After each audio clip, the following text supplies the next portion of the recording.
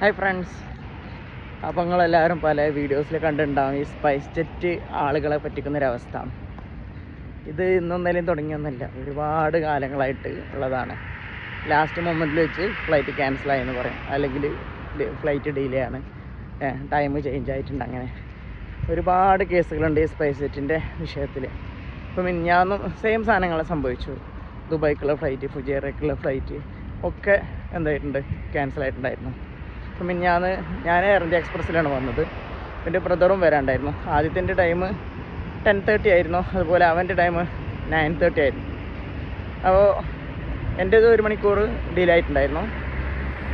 എന്നിട്ട് പക്ഷേ അത് കറക്റ്റ് ടൈമിൽ തന്നെ വന്നു കേട്ടോ. 10:30 11:30 ആയി, കറക്റ്റ് 10:30 തന്നെ വന്നു. ഇവിടെ ഒരു 1:40 ആകുമ്പോൾ ലാൻഡ് ചെയ്തു. നമ്മളൊരു റാസൽ ഹൈമയ്ക്കുള്ള ഫ്ലൈറ്റ് ആയിരുന്നു ഷാർജയിൽ നിന്ന്. അങ്ങനെ റൂമിലൊരു 3:45 4 മണിയാകുമ്പോഴത്തേന് റൂമിലെത്തി. ആ സമയത്ത് എത്തിയിട്ടുണ്ടായി. ബ്രദറിൻ്റെ സംബന്ധിച്ചിടത്തോളം സ്പൈസ് ജെറ്റാണ് എടുത്തിരുന്നത്. അങ്ങനെ അത്യാവശ്യം നല്ല പൈസ ആയിട്ടുണ്ട്. ഒരു ഫാമിലിയായിട്ട് മൊത്തത്തിൽ വരികയാണ്. 1 ലക്ഷത്തിന് മുകളിൽ ടിക്കറ്റ് റേറ്റ് തന്നെ ആയിട്ടുണ്ട് 1 വേക്ക്.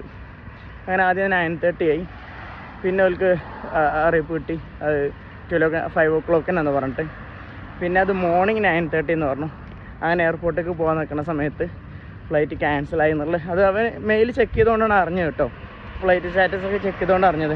അങ്ങനെ ചെക്ക് ചെയ്യാത്ത ഇതൊന്നും അറിയാത്ത കുറേ ആൾക്കാരുണ്ടാവും. ഓല് എയർപോർട്ടിൽ പല ദൂരത്ത് നിൽക്കാനും വരിക. പ്രത്യേകിച്ച് മറ്റുള്ള നമ്മൾ ടോട്ടൽ ഏതെങ്കിലും ഒരു കേരളത്തിൽ നിന്നുള്ള ഏതെങ്കിലും ഒരു എയർപോർട്ടിൽ നിന്ന് കിട്ടിയാൽ മതി എന്നുള്ള ചിലപ്പോൾ എറണാകുളത്ത് നിന്ന് വരുന്ന ആൾക്കാരുണ്ടാവും, തിരുവനന്തപുരത്ത് നിന്ന് വരുന്ന ആൾക്കാരുണ്ടാവും, കണ്ണൂർ, കാസർഗോഡ് ഭാഗത്തൊക്കെ വരുന്ന ആൾക്കാരുണ്ടാവും. കാലിക്കറ്റിൽ നിന്നായിരുന്നു സംഭവിച്ചത്. അപ്പോൾ ഇത് പലപ്പോഴും സംഭവിക്കണതാണ്. അതുപോലെ ഒരുപാട് ആൾക്കാർ എയർപോർട്ടിലെത്തി. കാരണം പല ആളുകൾ നേരെ ടിക്കറ്റിന് എടുക്കും, പിന്നെ അതിൻ്റെ സ്റ്റാറ്റസും കാര്യങ്ങളൊന്നും ചെക്ക് ചെയ്യില്ല. ചിലപ്പോൾ മെയിലേക്ക് വന്നിട്ടുണ്ടാവും, പക്ഷെ അതൊന്നും ചെക്ക് ചെയ്യാത്ത ഒരുപാട് ആൾക്കാരുണ്ടാവും. അപ്പോൾ ഇവരൊക്കെ എന്ത് ചെയ്യും, ഇത് കബളിപ്പിക്കപ്പെടുകയാണ് ചെയ്യണത്. അപ്പോൾ ഇതെന്താ സംഭവം അറിയില്ല. അങ്ങനെ അവസാനം ഇവർ സ്പൈസ് ജെറ്റ് ക്യാൻസലായി.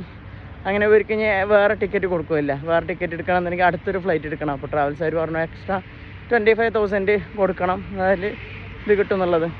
അപ്പോൾ അങ്ങനെ എക്സ്ട്രാ വീണ്ടും പൈസ കൊടുത്തിട്ട് വേറെ ടിക്കറ്റ് എടുത്ത് വരേണ്ട ഒരു അവസ്ഥ വന്നിട്ടുണ്ടായിരുന്നത്. അപ്പോൾ ഇത് ഒരാൾക്കും രണ്ടാൾക്കും ഒരുപാട് ആൾക്കാർക്ക് ഇത് എസ്പെഷ്യലി ഇത് ബാധിക്കാരെയാണ് അറിയാം. പ്രത്യേകിച്ച് ഈ ഓഫീസ് ഡ്യൂട്ടിയുള്ള ആൾക്കാർ അല്ലേ. ഒരു പിറ്റേന്ന് ജോയിൻ ചെയ്യണമെന്നുള്ളവർക്ക് ഒരു ദിവസം മുമ്പ് എത്തും, പക്ഷെ അത് ഡിലേ ആവും. അങ്ങനെ അന്ന് ഓഫീസിൽ ജോയിൻ ചെയ്യാൻ കഴിയില്ല. പ്രത്യേകിച്ച് ഹൈ പോസ്റ്റിലെ ആൾക്കാർ, HR PRO പോസ്റ്റിലെ ആൾക്കാരെ സംബന്ധിച്ചിടത്തോളം കമ്പനികളുടെ നെടുംതൂണാണ്. ഇനി അഥവാ നോർമലി പേഴ്സണൽ വർക്ക് ചെയ്യുന്ന ആൾക്കാർ, എസ്പെഷ്യലി വിസ എക്സ്പയർ, അപ്പോൾ നാളെ അല്ലെങ്കിൽ മറ്റന്നാളൊക്കെ വിസ എക്സ്പയർ ഇന്ന് വന്നാൽ എങ്ങനെ ഉണ്ടാവും. അപ്പോൾ അങ്ങനത്തെ ആൾക്കാരും ഇതിൽ പെടും അല്ലേ. പിന്നെ ലാസ്റ്റ് മൊമെൻറ്റിൽ അവർക്ക് ജോയിൻ ചെയ്യേണ്ട അവസാന ദിവസം ചിലപ്പോൾ ചില കമ്പനികളിലോ അല്ലെങ്കിൽ മറ്റുള്ള ഇതിലൊക്കെ ഇൻസ്പെക്ഷൻ നടക്കുന്ന ദിവസങ്ങളിൽ അവർക്ക് എത്തേണ്ടി വരും. അപ്പോൾ അതിന് എത്തിപ്പെടാൻ കഴിയില്ല. അങ്ങനെ അത് മൊത്തത്തിൽ അതൊരു പല കമ്പനികളെയും ബാധിക്കുന്ന തരത്തിലൊക്കെ എത്തലുണ്ട്. അപ്പോൾ ഇനി ചെയ്യേണ്ട ആൾക്കാരെങ്കിൽ ഇത്തരം ഫ്ലൈറ്റുകളെ ബോയ്ക്കോട്ട് ചെയ്യാന്നുള്ളതാണ്. ഇപ്പോൾ സ്പൈസ് ജെറ്റ് ഒരുപാട് സംഭവം. ഇപ്പോൾ ഈ വീണ്ടും എന്തിനാണ് സ്പൈസ് ജെറ്റ് എടുക്കുന്നത്? സംഭവം കുറച്ച് പൈസ നമ്മളെ ലക്ഷ്യം നടക്കുക എന്നുള്ളതാണ്. പൈസ പ്രത്യേകിച്ച് ഈ ഒരു സീസണാണ്, സ്കൂൾസ് ക്ലോസ് ചെയ്യണം, അതുപോലെ ഓപ്പൺ ചെയ്യണ ഒരു സീസണെന്ന് പറഞ്ഞാൽ പിന്നെ ഫ്ലൈറ്റ് എയർലൈൻ കമ്പനിക്കാർ മൊത്തം ഇത് അവർ ഓഫർ കൊടുക്കുന്ന സംഭവം മൊത്തം മുതലാക്കുന്ന ഒരു സീസണാണ് ഈ ജൂലൈ, ഓഗസ്റ്റ്, അതുപോലെ ഡിസംബർ, മാർച്ച് മാസങ്ങളൊക്കെ കേട്ടോ.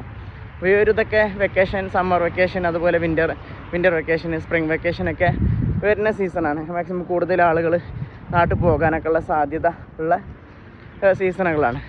അപ്പോൾ ഈ സീസണിലൊക്കെ ഫ്ലൈറ്റ് കമ്പനിക്കാരെന്ത് ചെയ്യും, ഇത് കൂട്ടും. അപ്പോൾ സ്വാഭാവികമായിട്ട് ഇനി എന്താ ചെയ്യേണ്ടത്, ഇത്തരം ഫ്ലൈറ്റുകളെ നേരെ ബോയ്ക്കോട്ട് ചെയ്യുക എന്നുള്ള. അല്ലാതെ നമ്മൾ പ്രത്യേകിച്ച് പ്രവാസികളുടെ കാര്യത്തിൽ ഭയങ്കര ഒരു ഇതാണ്. പ്രത്യേകിച്ച് ഇങ്ങനത്തെ ഒരു സംഭവങ്ങൾ വരുമ്പോൾ എയർപോർട്ട് അതോറിറ്റി ഓൽക്കൊന്നും ചെയ്യാൻ കഴിയില്ല, പിന്നെ അവിടെയുള്ള സ്റ്റാഫിനൊന്നും ചെയ്യാൻ കഴിയില്ല. അപ്പോൾ അവരൊക്കെ വേറൊരു രീതിയിൽ ഇപ്പോൾ ഇന്നലെ പല വീഡിയോസിലും നമുക്ക് കണ്ടു. അവർ പിന്നെ യാത്രക്കാരോടൊക്കെ വളരെ റൂഡായിട്ട് ബിഹേവ് ചെയ്യണതൊക്കെ കണ്ടു. നമ്മളെ സംബന്ധിച്ചിടത്തോളം ഈ ഒരു ടിക്കറ്റ് എടുക്കുമ്പോൾ വെറും ആ ഒരു ഫ്ലൈറ്റ് ടിക്കറ്റിൻ്റെ മാത്രമല്ല, എയർപോർട്ടിൻ്റെ ചാർജും അവിടെയുള്ള ജീവനക്കാരതൊക്കെ ഇതിൽ പെടുന്നുണ്ട്, എയർ ടിക്കറ്റിൻ്റെ ഇതിൽ പെടുന്നുണ്ട്, അവരെ സർവീസ് ചാർജൊക്കെ ഇതിൽ പെടേണ്ടത്. ഓക്കെ. അപ്പോൾ പ്രത്യേകിച്ച് പ്രവാസികളെ കൊണ്ട് തന്നെയാണ് ഇവരൊക്കെ ജീവിച്ച് പോകുന്നത്. പ്രവാസികളില്ലെങ്കിൽ ഇവരുണ്ടോ? ഇല്ല. പ്രവാസികളെ സാലറി കൊടുത്തിട്ട് തന്നെയാണ് ഇവരൊക്കെ ജീവിച്ച് പോകുന്നത്. പ്രത്യേകിച്ച് എയർലൈൻ കമ്പനിക്കാരൊക്കെ പ്രത്യേകിച്ച് ശ്രദ്ധിക്കേണ്ടത്. പ്രവാസികളില്ലെങ്കിൽ നിങ്ങളില്ല, നിങ്ങളെ കമ്പനി ഇല്ല. ഓക്കെ. സോ അത്രയാണ് പറയാനുള്ളത്. ഒന്നെങ്കിൽ ഇത്തരം ആളുകളെ നന്നായിട്ടൊന്ന് നോക്കാൻ കഴിയുക. ഒന്ന് പ്രത്യേകിച്ച് എയർലൈൻ കമ്പനിക്കാർ പറയാനുള്ളത്, ഇത്രയും യാത്രക്കാർ കസ്റ്റമേഴ്സ് കിങ് ആണ്, ഒന്നെങ്കിൽ അവരെ മാനിക്കുക. കസ്റ്റമേഴ്സിനോട് പറയാനുള്ളത്, ഇനി ഇത്തരം അനുഭവം ഇത്തരം ഫ്ലൈറ്റുകൾ എന്ത് ചെയ്യുക, ബോയ്ക്കോട്ട് ചെയ്യുക എന്നുള്ളത്. Okay, so by.